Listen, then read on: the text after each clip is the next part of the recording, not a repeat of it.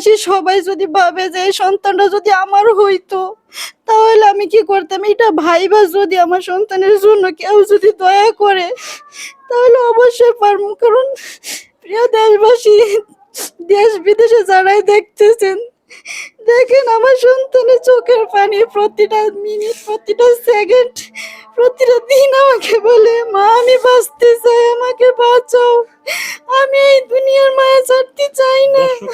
দর্শক দর্শক আসলে প্রিয় দর্শক, হয় আপনার একটি শেয়ার নয়তো 10টি টাকা দান বাঁচাতে পারে এই আদিল বাবুর প্রাণ। আমি মানে এতটাই অসহায় হয়ে আপনাদের কাছে আজকে হাত জোর করে রিকোয়েস্ট করতেছি, ভাই আপনারা এই বাচ্চাটির দিকে একটু তাকান, এই বাচ্চাটির জন্য আপনারা একটু এগিয়ে আসেন। কখনো আমি কারো কাছে এইভাবে হাত জোর করে রিকোয়েস্ট করিনি। আমি মানে এই বাচ্চার কথা শুনে ঠিক থাকতে পারিনি। তাকে যে ডাক্তার দেখাতে নিয়ে যাবে, মানে সেই টাকাটাও নাকি তাদের কাছে নেই। তার মার কাছে এই বাচ্চা, দেখতে পারছেন মার আকুতিটা, আসলে প্রতিটি মা জানে তার সন্তানের কষ্টগুলো। আমরা অনেকে কিন্তু জানি না। যদি এই বাচ্চাটি আপনার হতো, যদি এই বাচ্চাটি আপনার ভাই হতো, যদি আপনার নিজের সন্তান হতো, তাহলে হয়তো আপনি বুঝতে পারতেন কষ্টটা।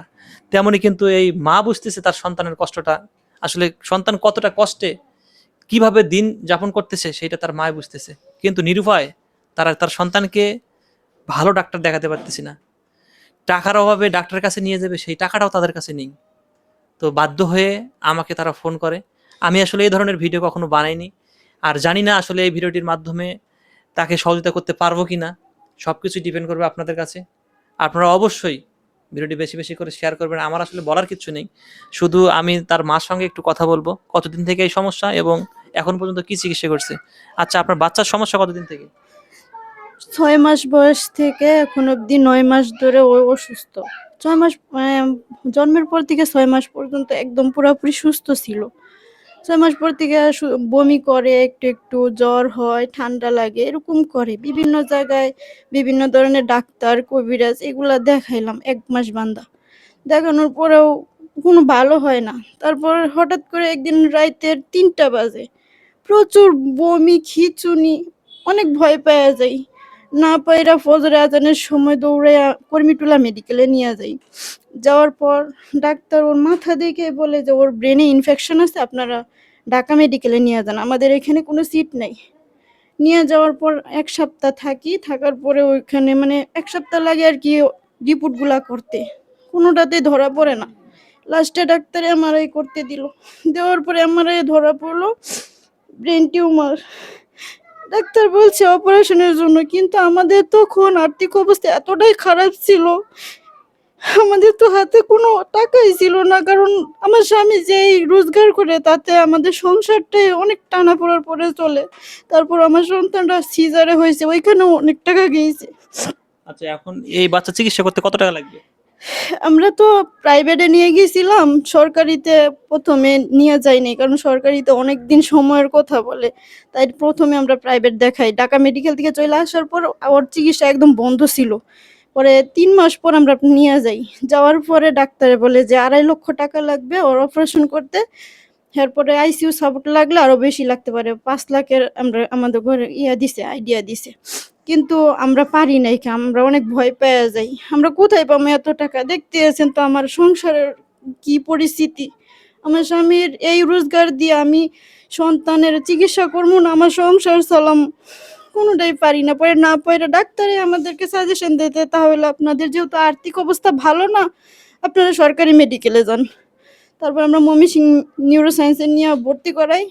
করার পরে ডাক্তারে 3 মাস ঘুরায় গাড়ায় পানির অপারেশনটা করে।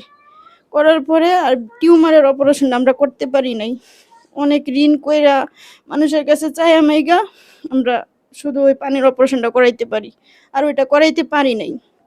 না পারার কারণে আমরা বাচ্চা নিয়ে চলে আসি। ডাক্তার বলছে যে আপনাদের এইখানে সম্ভবও হইব না, কারণ বাচ্চা অনেক দুর্বল হয়ে গেছে, আপনারা ঢাকা নিয়ে চলে যান। যাই হোক, এখন আপনাকে যদি মানুষ সহযোগিতা করে তাহলে আপনার বাচ্চা চিকিৎসা করাতে পারবেন নাকি?